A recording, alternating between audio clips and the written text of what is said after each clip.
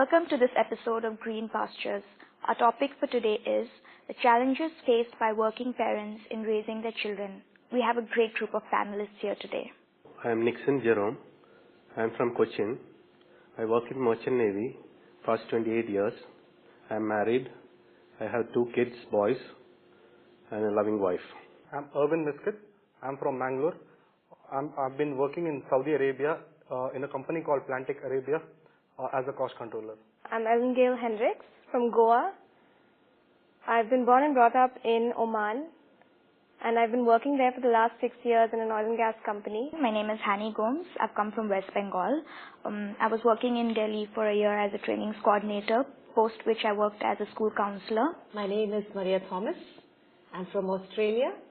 I'm married, and I'm blessed with 4 wonderful kids.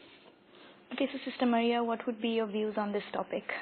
I think this is one of the biggest challenges that every parent, every family is going through in today's world, is as a parent, whether one stays back to take care of the children or to work.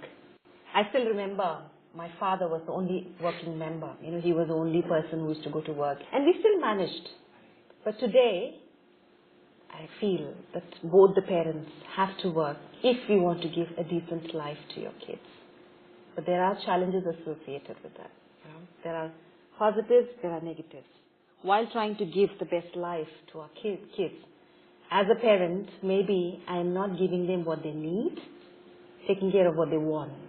So my time, it could be, or me understanding them, or they understanding me is taken for granted, or there's no time for that as such. So these are few of the challenges as a working parent. I am working abroad for 28 years, and I have seen that in the life.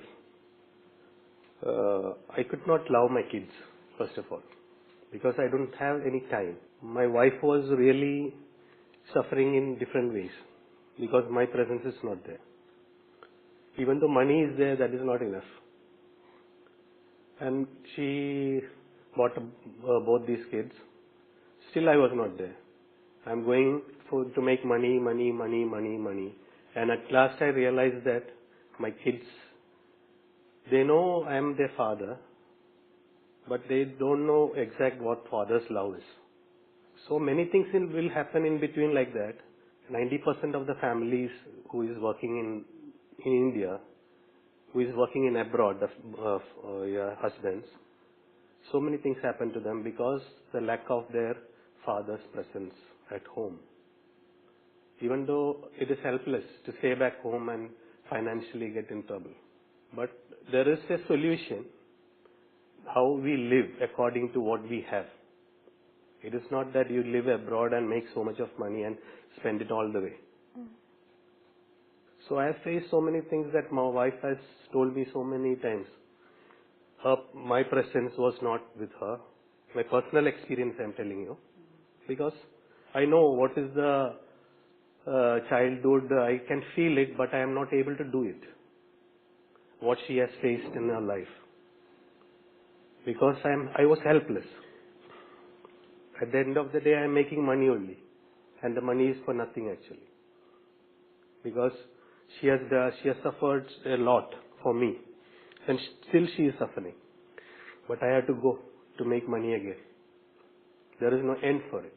But what I mean to say, whatever you have, you reduce your living lifestyle, be with your kids. And always be with your kids. So it is not for returns to get anything from the kids. They have to come up in such a situation. They have to be loved. When you give love only, they will get love from somewhere. They know what is love. If you don't give them, they won't give to their friends. They don't give to their wives. They won't be able to give anything. They only start making money. So what I mean to say, you have to give them an understanding instead of money. And whatever you have, you don't have to run around. Somebody is having a Mercedes Benz. You have to go for that. You live with what you have. Because I am not going to see that the person, suppose the guy is going to drive a Mercedes car, I am not going to see every day. Every day I am going to see him going with a Mercedes. Once I will say, who is going by a Mercedes car? That's it. Who is going to bother? Whether you live, whatever you have, live in your status. Give your kids good love, That will be the more than Mercedes or whatever gold or silver diamond. That is the affection of love that I was not able to give. But now I understand the importance of that. That is now it is too late. That is why I came here to the Divine Center. I understand so many things like that. That makes me to understand what I am doing is not correct. It is not that only money makes everything. You need more than that. You need love. Money will come. Somehow it will come from here and there. But if you have love, that remains forever. Even though if you are suffering abroad, people think that you are just making money and it's a factory sort of thing. What we do here, we work more than that. So many things are there. At last the thing is that you suffer and for nothing. There is no identity, there is no love and what not. So what all the parents are here, I have a request to them, be with your family. Don't run around here and there. Whatever you have, be with your family together always and give their kids the love and affection. You cannot give later on. That will be too late. So don't forget to give that. Whenever the time when they grow up till at least the age of 13, 14, 15. That's all I can say. You're absolutely right. You know, it's like a vicious circle. Today I'm walking, so I want a cycle. And when I get a cycle, I want a scooter. And when I have a scooter, it is like I want a car. So the needs or the wants, I would say, it keeps on increasing. So I heard a very beautiful saying. It says, when God raises the standard of your living, raise up your standard of giving. So that's in terms of working parents, is like we can see this is what we need to do for our children, but ultimately for who are we doing? Yes. So the balancing is like the work-life balance is very, very important, which we forget. For us, mostly it becomes work and work. But there is something called life, which is our family, and our kids. And if we don't enjoy their childhood, if we don't nurture them properly, if we don't create that environment for them, so tomorrow again, it's like we cannot demand or we cannot expect saying that, okay, we were busy doing that, we did it for you. They can turn around and say, who asked you to do that? Who asked you? We needed your presence, right? We needed your presence, we needed you, were not there.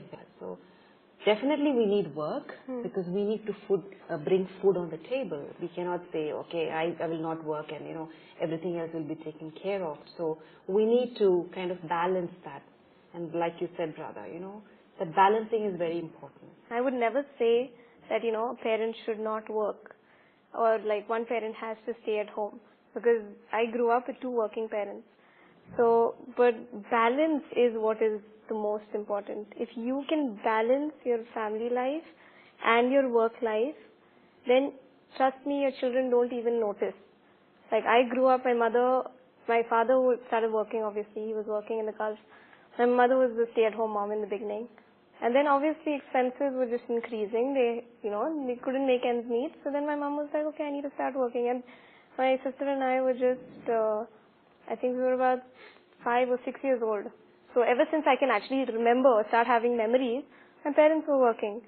But I never felt that lack of, my parents being there. Obviously it was different for you because you're working in a different place altogether.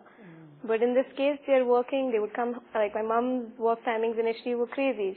For like 5 or 10 years, she'd come home at like 7 or 8 in the night. So, you're there when you're ready to put your kids to bed. But they always explained to us that, we're doing this. We're not doing this because we want to be away from you, but because we want to give you the best. They didn't, the love factor was never left out. They always experienced, they expressed their love to us. They showed to us that we're doing this for you, we're doing this for your best. They were always there for us when we needed them, even if it meant leaving the office, halfway through to come and, get us out of school or, meet the principal or whatever needed to be done. But they were always there. So honestly, I respect my parents a lot for having worked, for having brought us up, for having doing so much and balancing both. I respect them, and kudos, respect to all parents out there who are doing the same thing. Yeah, I agree, but then agree with all of y'all. Yeah, but everyone's situation is different, right? Exactly. Yeah, of course. Yeah, I guess the bottom line is basically we just have to balance it out, because what happens is, end of the day, you have all the money in the world, but you don't have your parents to come home to, or your parents don't have the children, to fall back on. Like you all said, I'm repeating the same thing. It's meaningless. A lot of times, some adolescents with Working there. emotional problems, let's say, I'll try and put it that way. Okay, I'll try and do this from the perspective of a school counselor. Okay. Right? So a lot of times the teachers will send, some students saying like, you know what, ma'am, just talk to her. She's very, very rowdy, or the terms used are very rowdy. She's distracting my class, very stubborn, very disobedient, doesn't listen to anybody, okay, and stays with a particular set of friends who are, who are not very good. Most of the time on talking to these youngsters, what we notice is they have broken families, or they have parents who are working like continuous shifts and are never at home. They are brought up by either their grandparents or a staff member, like a Thai who comes, and then so they have all the freedom in the world, not in the good sense. I mean, they come home whatever time they want, they do their homework as and when they like it. So obviously they come to school and they have so all of these things. So if your parents are not there during that time when you are growing up, because the root of your entire personality is when you are growing up, right? When you're growing up, if your parents are not there to nurture you during that time and your emotional needs are not met, that is when that lack is shown in your personality itself when you grow up. So yeah, like you said, I think all parents, we need to kind of see how much do we actually need, because another thing is that, there are some parents who, okay, both the parents are working and that's great. They work so much, they earn so much, they give their children excess, right? You don't need one iPhone and one iPad, or you don't need that. When the children get hold of that, after a point, they are so used to that lifestyle that if you try to take it back from them, they, they're like, they can't do without it. Another thing is, fine, we are all working, as a mother I'm working. But when I come home, who am I? Exactly. Am I still working? Exactly. Or am I stepping in and opening the front door as a mother? Yeah. So it's important that it's difficult. Sometimes it's impossible because we tend to carry the work home. Exactly. So that's where we need to make a conscious effort over a period of time, and then it becomes possible, definitely with prayer, that we need to log off. When you log off in your office, you are completely logging off. Exactly. Make a conscious effort of logging off. Otherwise, we are still working at home. Exactly. So there, we really are neither in the office nor at home. Exactly. And we are kind of engaged or involved, or we have a world around us, like still our boss is sitting on top and we have our colleagues around, though we have our family around, but still we are carrying that environment home. So that disturbs. So I'm not doing justice as a mother, because there definitely I'm still holding on to the role of a working, woman as such. And another thing is that growing up in a culture where expression of love is very, very limited, like you were saying, brother. We are very stingy when it comes for appreciation. So somewhere we need to balance, because we are kind of not spending that time, the quality time with our children. So somewhere we need to kind of compensate with that. How many times I sometimes ask myself, when was the last time I said I love you to my son or to my daughter? How many times have I hugged my son or my daughter? Today my 14-year-old comes and simply keeps hugging me. The other day the priest back home was like, how old is he? I said, he's 14, father. What? I'm still holding and hugging to you. I said, yeah. So when you give, that's what you get in return. So if you make the children understand, today's kids are very smart. They are iPhone kids. So when we make them understand that we are out of the house, not because we want to, buy something more for ourselves, but it's because we want to bring food on the table, or because we want to give you the best education, or, take care of your basic needs, they really understand that and compensate that. Weekends, if you have a day off, it has to be a completely day off. No phones. Personally, no phones, no gadgets. My time is my family time now.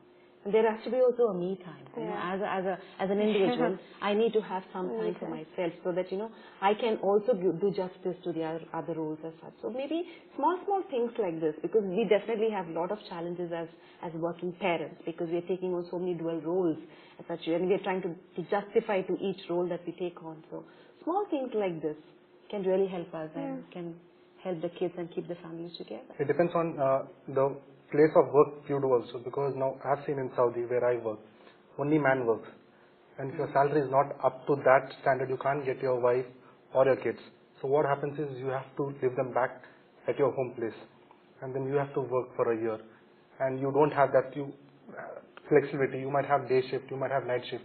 You can't plan accordingly, even to call them, or for example, some people they call at a fixed time like 8 o'clock or something. You won't have that, because suddenly you'll have that night shift. So you won't have that flexibility. There are very few who are lucky where the whole family stays together. I think the major binding force would be prayers. Right? If you pray together, you manage your time well. Even if you're far away, I guess, like you said, through prayer, if you hold on to that prayer and then you keep that relationship regardless through calling, or when you're here, you be there, that makes a huge difference. I would like to share that one of the questions that normally people ask is, how did you manage 4 kids? I have 4 kids. And they say, in today's time, you have 4 kids. Managing must be very difficult. I feel I'm blessed. I'm blessed, and I was blessed to have the support system of my parents, my in-laws, because that makes it easy. You know, we kind of share the burden. I'm not alone in raising the children. So even if sometimes, like at one point in time, my husband had to work elsewhere in India. So at that moment, I really felt his absence, but still I had a backup system. I didn't feel alone. I didn't feel alone that, you know, I had to manage this family. So the backup systems in terms of our culture of, having the in-laws, of having our parents to support is a blessing, you know. It's really a blessing for us in managing our work and also the life aspect of our life. Yeah, it makes a huge difference. It lightens your load in a way. You always have somebody to fall back on. Otherwise, like if you're alone and it's just you, your husband, your daughter, your son, and then suddenly your husband disappears for 6 months on end. The entire load is on you, and that's you trying to balance everything, and including trying to make up for a mother's love and a father's love. Like in your case, it's your mother and your father. In other cases, it can be a sister and their family. Having little cousins around, it helps to fill in that void, or like temporarily also just have somebody around at all times to lighten the load, and it makes a huge difference. Although it's difficult now. You don't really have that right now, because most families are on their own. Not a lot of families have that luxury of, extended family or grandparents and all being there. There's this friend of mine. So he was telling me about how his father was the person he respected the most, and who inspired him the most. His father didn't live in the same place. His father worked abroad somewhere. He was saying that I never felt the lack of a father figure in my life because, and he states it very simply, he's like, because, the different timings, right? Different countries have different timings, but my dad had the clock matched, and every night, in between there would be calls and all that, but he would never even have his meals before us. So what he would do is, at that particular time, right, he would call, first thing he would call, they would say grace together, right? You say grace over the phone together, and then, the family would go into their meals. So he's like, this is something which my dad always did, and he's like, this, so that emotional thing was always there. He'd always call him, did you have your food? Is this okay? Is everything all right? He's like, I never felt that much of an absence.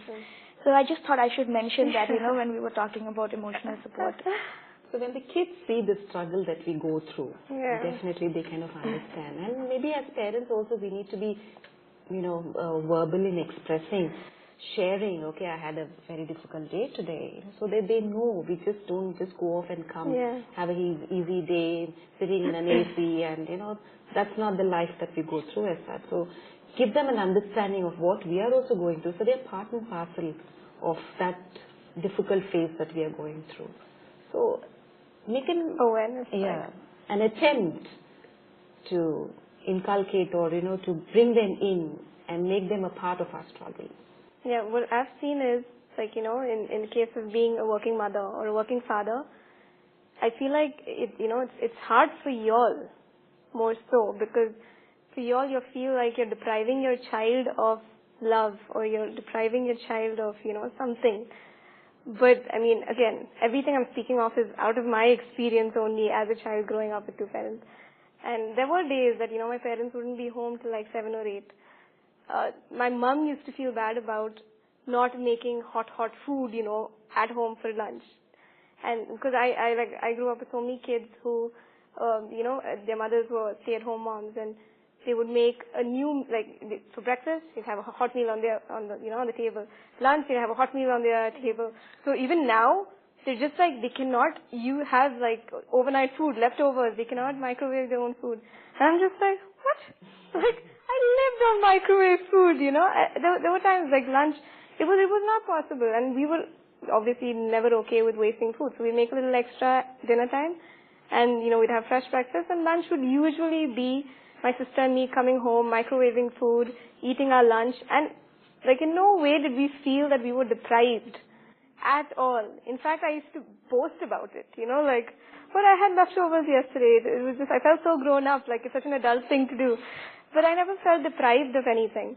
But my mother would feel okay, no, I wish, I would be there to cook something new, cook something fresh for you, cook something. And I'm like, so you don't have to feel that way. What's more, important is that when she would come home at night, even if she would work till 8:30, she would switch off, literally switch off from work. Even if she's had a bad day, she wouldn't bring it back home. We would still have that, we'd have dinner together regardless of what time people came home. We would still have that before going to sleep, have a small prayer. And, no matter how bad the day went, we would give a kiss to, I would kiss my dad goodnight, I would kiss my mom goodnight, we'd have a hug, and good night, I love you, regardless of the number of times you would say that. That's all you need to sleep at night. I don't remember the stale meals or the days that they were not there, but these are the things that are most critical. And I used to boast to my friends, my parents are both working, nobody's at home, and they were like, but how do you manage? And I'm like, you manage fine. It's harder on the parents. It's harder for them to accept that they're leaving their kids. But for the children, we are actually, at least again, from my perspective, we're actually proud of our parents. We're actually, we actually show them off to our friends. In that way, we do understand. The most critical is love.